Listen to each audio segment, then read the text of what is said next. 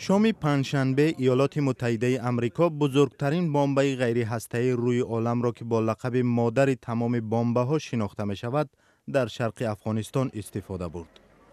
طور در نواری آزمایشی می بینیم این بمب عظیم ساعت 7 شام پنجشنبه از هواپیمای MC-130 توسط چتر پرتاب شده در ناحیه اچین ولایت ننگرهار هممرز با پاکستان به زمین برخورد.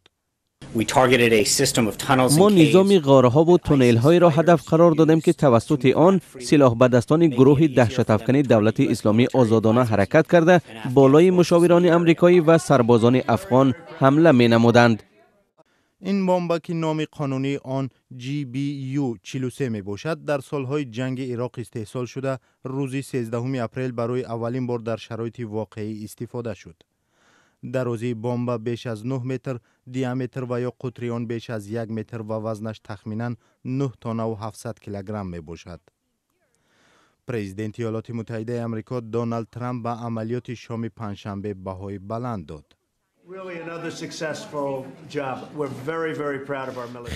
خیلی از این مردم افتخار دارم.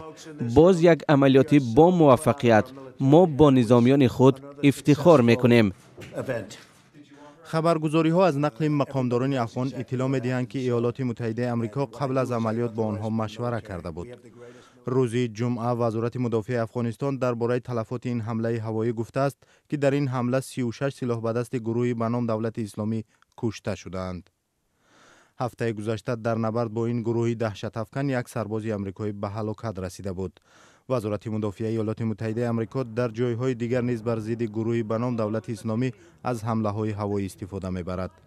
پنتاگون اعتراف کرده است که ماه روان بر اثر حمله های هوایی ناموفق 18 عضو گروه مسلح آشوبگران مخالف رژیم بشار اسد در سوریه و نزدیک 200 فرد ملکی در یکی از بناهای شهر موصل عراق به هلاکت رسیدند.